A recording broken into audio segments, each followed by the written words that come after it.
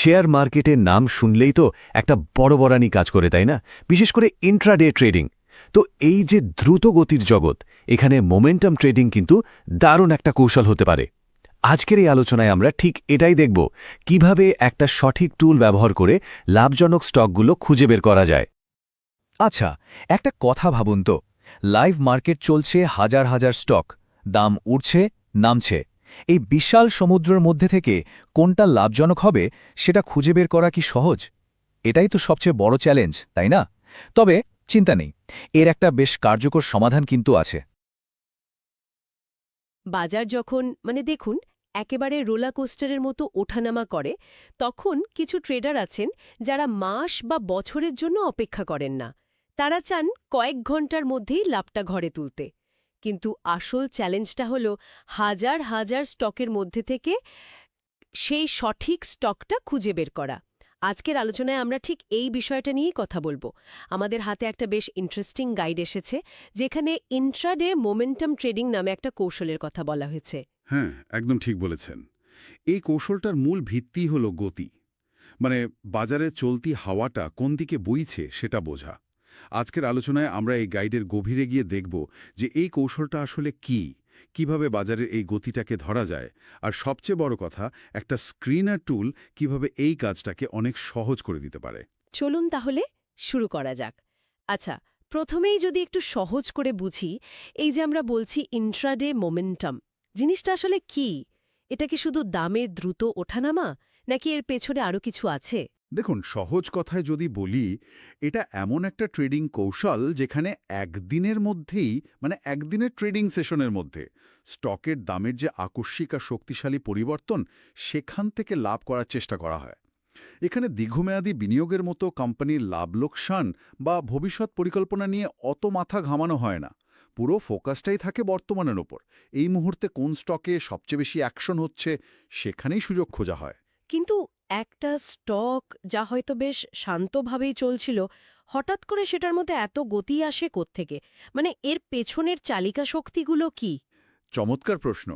এর পেছনে কয়েকটি বড় কারণ আছে। ধরুন, একটা হতে পারে কোম্পানির আয়ের রিপোর্ট। সবাই যা আশা করেছিল তার চেয়ে অনেক ভালো ফল এসেছে। তখন স্টকের দামে একটা বড়সড় লাফ দেখা যায়। আবার কোনো বড় খবর, যেমন একটা বড় চুক্তি বা নতুন কোনো পণ্য লঞ্চের ঘোষণা, এটাও দামকে প্রভাবিত করে। তবে সবচেয়ে বড় কারণগুলোর একটা হলো বাজারের বড় খেলোয়াড়দের কেনা বেচা, বড় খেলোয়াড় বলতে? যাদেরকে আমরা এফআইআই বা ডিআইআই বলি, মানে বিদেশি ও দেশীয় বড় ফান্ডগুলো। ভাবুন, একটা ছোট পুকুরে যদি একটা তিমি মাছ এসে লাফ দেয়, তখন যেমন বিরাট ঢেউ ওঠে, এদের বিপুল পরিমাণ কেনা বেচাতেও মার্কেটে ঠিক তেমনই ঢেউ বা মোমেন্টাম তৈরি হয়। যখন তারা একসাথে বিপুল পরিমাণে কোনো স্টক কেনে, তখন দাম হুহু করে বাড়তে শুরু করে।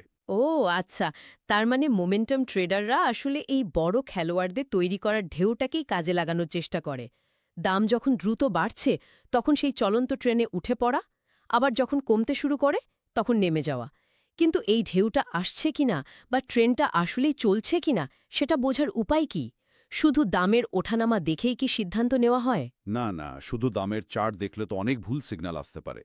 এখানেই কয়েকটি নির্দিষ্ট নির্দেশক বা ইন্ডিকেটরের ভূমিকা আসে, যা এই মোমেন্টামকে শনাক্ত করতে সাহায্য করে। এর মধ্যে প্রথম এবং সম্ভবত সবচেয়ে গুরুত্বপূর্ণ হল ভলিউম স্পাইক। ভলিউম স্পাইক, অর্থাৎ ট্রেডিংয়ের পরিমাণ হঠাৎ করে অনেক বেড়ে যাওয়া? ঠিক, যখন কোনো স্টকের ট্রেডিং ভলিউম তার স্বাভাবিক গড় থেকে ৫ বা ১০ গুণ বেড়ে যায়, এটা একটা স্পষ্ট ইঙ্গিত যে সেই স্টকটিকে ঘিরে বাজারে প্রচুর মানুষের আগ্রহ তৈরি হয়েছে। এটা অনেকটা একটা পার্টিতে হঠাৎ করে অনেক মানুষের ভিড় জমে যাওয়ার মতো। দ্বিতীয়ত, ব্রেকআউট বা ব্রেকডাউন। হ্যাঁ, এটা তো খুব শোনা যায়। যখন স্টকের দাম একটা নির্দিষ্ট বাধা বা রেজিস্ট্যান্স লেভেল ভেঙে ওপরে উঠে যায়? একদম। ব্রেকআউট মানে হলো কেনার চাপ এতটাই বেশি যে বিক্রেতারা আর দামটাকে আটকে রাখতে পারছে না। আর এর উল্টোটা হলো ব্রেকডাউন, যখন দাম সাপোর্ট লেভেল বা একটা ভরসার জায়গা ভেঙে নিচে নেমে যায়, যা বিক্রির প্রচণ্ড চাপ নির্দেশ করে। আচ্ছা, তাহলে ভলিউম হলো ভিড়ের ইঙ্গিত, আর ব্রেকআউট হলো সেই ভিড়টা কোন দিকে যাচ্ছে তার নিশানা। কিন্তু এই ভিড়টা কি সত্যিই দৌড়াচ্ছে নাকি শুধু দাঁড়িয়ে আছে, সেটা বোঝারও তো কোনো উপায় থাকতে হবে। এখানেই আসল ব্যাপারটা। আর তার জন্যে টেকনিক্যাল ইন্ডিকেটরস যেমন আরএসআই আর এডিএক্স ব্যবহার করা হয়। আসল মজাটা কিন্তু কোনো একটা সিগন্যালকে আলাদা করে দেখায় নয়। আসল শক্তিটা হলো এই সবগুলোর সম্মেলনে। যখন ভলিউম, ব্রেকআউট আর ইন্ডিকেটরসগুলো সবাই একসাথে হ্যাঁ বলে, তখনই একটা সত্যিকারের সুযোগ তৈরি হয়। 1 মিনিট, আরএসআই, এডিএক্স, এতগুলো ইন্ডিকেটর তো অনেক সময় এক এক রকম কথা বলে। একটা হয়তো বলছে কেন, আরেকটা বলছে অপেক্ষা করো। এই বিরোধাভাস বা কনফ্লিক্টিং সিগন্যালগুলো একজন ট্রেডার কিভাবে সমাধান করবে? খুব গুরুত্বপূর্ণ পয়েন্ট। এই কারণে একটা গোছানো প্রক্রিয়া দরকার। আরএসআই বা রিলেটিভ স্ট্রেংথ ইন্ডেক্সকে গাড়ির আরপিএম মিটার মতো ভাবা যেতে পারে। মিটার যদি রেড লাইনে, মানে সাধারণত ৭০-এর উপরে চলে যায়, তার মানে ইঞ্জিন খুব বেশি গরম হয়ে গেছে, এবার একটু বিশ্রাম দরকার, মানে কেনার চাপ হয়তো এবার কমবে। আর যদি মিটার একেবারে জিরোর কাছাকাছি, মানে ৩০-এর নিচে থাকে, তার মানে গাড়িটা প্রায় বন্ধ, এবার হয়তো আবার গতি তোলার জন্য তৈরি হচ্ছে। আর এডিএক্স বলে দেয় ট্রেনটা কতটা শক্তিশালী। এডিএক্স যদি ২৫-এর ওপরে থাকে, তার মানে যে ট্রেনটা চলছে সেটা বেশ জোরদার। বেশ ভালো উদাহরণ। কিন্তু এই সব তথ্য, ভলিউম, ব্রেকআউট, আরএসআই, এডিএক্স, আবার মাল্টি টাইম ফ্রেম কনফার্মেশন, মানে বিভিন্ন সময়ে চার্ট মিলিয়ে দেখা, এত কিছু একসাথে খেয়াল রাখা তো প্রায় অসম্ভব। বিশেষ করে যখন বাজার দৌড়াচ্ছে, মনে হচ্ছে যেন একসাথে ৫টা বল নিয়ে জাগলিং করার চেষ্টা করছি। এটাকে সহজ করার কোনো উপায় কি গাইডে বলা আছে? ঠিক এই সমস্যার সমাধানের জন্যই স্ক্রিনার টুলের কথা বলা হয়েছে। স্ক্রিনারটা আসলে এই ৫টা বলকে একসাথে খুঁজে বের করার একটা যন্ত্র। এটি হাজার হাজার স্টকের মধ্যে থেকে ফিল্টার করে শুধু সেই স্টকগুলোকেই সামনে নিয়ে আসে যেখানে এই সব সিগন্যালের একটা শক্তিশালী সম্মিলন ঘটছে। এখানে কিছু আকর্ষণীয় মেট্রিক আছে যা পুরো প্রক্রিয়াটাকে অনেক সহজ করে দেয়। যেমন? যেমন ধরুন মোমেন্টাম র্যাঙ্ক। এটাকে একটা লিডার বোর্ডের মতো ভাবা যেতে পারে। দিনের শুরুতেই যে স্টকগুলোতে সবচেয়ে বেশি গতি, সেগুলোকে র্যাঙ্কিং করা হয়। যে স্টকের র্যাঙ্ক 1, তার মোমেন্টাম এই মুহূর্তে সবচেয়ে বেশি। ফলে পুরো বাজার খুঁজে বেড়ানোর দরকার নেই, লিডার বোর্ডের শীর্ষেই চোখ রাখলে চলে। বাহ, এটা তো বেশ কাজের। আর 5 ক্যান্ডেল ট্রেন্ড ভিউ বলে একটা মেট্রিকের কথাও আছে। এটা কি জিনিস? এটা খুব সূক্ষ্ম কিন্তু কার্যকরী একটা টুল। ট্রেডিংয়ের টাইমিংটাই সবকিছু। এই টুলটা একেবারে সাম্প্রতিক প্রবণতা দেখায়। শেষ 5টা ক্যান্ডেল, যা হয়তো 5 মিনিটের চার্টে, শেষ 25 মিনিটের গতিবিধি, সেটা দেখেই বোঝা যায় দাম উঠছে, নামছে, নাকি এবার উল্টো দিকে ঘোরার সম্ভাবনা তৈরি হচ্ছে। ট্রেডে প্রবেশের একেবারে সঠিক মুহূর্তটা ধরার জন্য এটা খুব দরকারি। আর ভলিউম রেশিও? এটা তো ভলিউম স্পাইকের মতোই শোনাচ্ছে। কিছুটা, তবে আরও নির্দিষ্ট। ভলিউম রেশিও বর্তমান ট্রেডিং কার্যকলাপকে একটা গড় কার্যকলাপের সাথে তুলনা করে। যদি এই রেশিও 1-এর বেশি হয়, তার মানে হলো আজকের দিনে স্বাভাবিকের চেয়ে বেশি ট্রেডিং হচ্ছে, যা মোমেন্টামের শক্তিকে নিশ্চিত করে। তবে আমার মতে সবচেয়ে গুরুত্বপূর্ণ মেট্রিকগুলোর একটি হলো 21 EMA% ডিস্টেন্স। 21 ইএমএ, অর্থাৎ 21 দিনের এক্সপোনেনশিয়াল মুভিং অ্যাভারেজ, যা স্টকের একটা গড় দাম দেখায়। এই গড় থেকে দূরত্বের গুরুত্ব কি? এর গুরুত্ব বিশাল। এটাকে একটা রাবার ব্যান্ডের মতো ভাবুন। স্টকের দাম হলো রাবার ব্যান্ডের এক প্রান্ত, আর তার গড় দাম বা ইএমএ হলো অন্য প্রান্ত। দাম যদি তার গড়ের খুব কাছাকাছি থাকে, তাহলে রাবার ব্যান্ডটা স্বাভাবিক অবস্থায় আছে, যে কোনো দিকে যেতে পারে। কিন্তু দাম যদি খুব দ্রুত বাড়তে বাড়তে গড় থেকে অনেক দূরে চলে যায়, তাহলে রাবার ব্যান্ডটা খুব বেশি টানা হয়ে যাবে এবং সেটা আবার আগের জায়গায় ফিরে আসার চেষ্টা করবে। ঠিক তাই, স্টকের দামও যদি তার গড় থেকে খুব বেশি দূরে চলে যায়, তাহলে একটা পুল ব্যাক বা রিভার্সালের আশঙ্কা তৈরি হয়। এই মেট্রিকটা ট্রেডারকে একটা সতর্কবার্তা দেয় যে চলন্ত ট্রেনে ওঠার জন্য হয়তো বড্ড দেরি হয়ে গেছে এবং এখন প্রবেশ করাটা ঝুঁকিপূর্ণ হতে পারে। রাবার ব্যান্ডের উদাহরণটা দারুণ, কিন্তু বাস্তবে কি মার্কেট সবসময় নিয়ম মেনে চলে? এমন তো হতেই পারে যে রাবার ব্যান্ডটা ছিঁড়েই গেল, মানে স্টকটা রিভার্স না করে আরও অনেকটা ওপরে চলে গেল। সেই ঝুঁকিটা কিভাবে ম্যানেজ করা হয়? অবশ্যই হতে পারে, আর সেখানেই রিস্ক ম্যানেজমেন্টের ভূমিকা। কোনো কৌশলই 100% নির্ভুল নয়। এই মেট্রিকগুলো সম্ভাবনার কথা বলে, নিশ্চয়তার নয়। এই জন্যে স্টপ লস ব্যবহার করা অপরিহার্য। তবে এই 21 EMA ডিস্টেন্স মেট্রিকটা অন্ততপক্ষে কম সম্ভাবনার ট্রেড থেকে দূরে থাকতে সাহায্য করে। আচ্ছা, তাহলে আমাদের হাতে এখন অনেকগুলো টুলস আছে: momentum rank, volume ratio, 21 EMA distance, RSI, ADX. কিন্তু এগুলোকে একসাথে কাজে লাগানোর কোনো নির্দিষ্ট প্রক্রিয়া বা ওয়ার্কফ্লো কি আছে, নাকি এটা অনেকটা ব্যক্তিগত বিচার বিবেচনার উপর নির্ভর করে? একটা খুব গোছানো 7 ধাপের পদ্ধতির কথা বলা হয়েছে। এটা একটা ফানেলের মতো কাজ করে, যেখানে হাজার হাজার স্টক থেকে শুরু করে ধাপে ধাপে কয়েকটা সেরা স্টকে পৌঁছানো যায়। ধরুন, আজ সকালে বাজার খোলার পর আপনি স্ক্রিনারটা চালালেন। বেশ, চলুন একটা কাল্পনিক পরিস্থিতি দিয়েই বোঝা যাক। প্রথম ধাপে আপনি আপনার লক্ষ্য ঠিক করলেন। আপনি কি পজিটিভ মোমেন্টাম মানে দাম বাড়ছে এমন স্টক খুঁজছেন, নাকি নেগেটিভ মোমেন্টাম বা শর্ট সেলের জন্য স্টক খুঁজছেন? ধরা যাক আপনি পজিটিভ স্টক খুঁজছেন। দ্বিতীয় ধাপে আপনি ভলিউম ফিল্টার লাগালেন। শুধু সেই স্টকগুলোই চাই যেখানে ভলিউম স্পাইক বেশি এবং ভলিউম রেশিও 1-এর উপরে। এতে নিশ্চিত হওয়া গেল যে স্টকে যথেষ্ট মানুষের আগ্রহ আছে। অর্থাৎ যেখানে পার্টিটা সত্যিই জমে উঠেছে।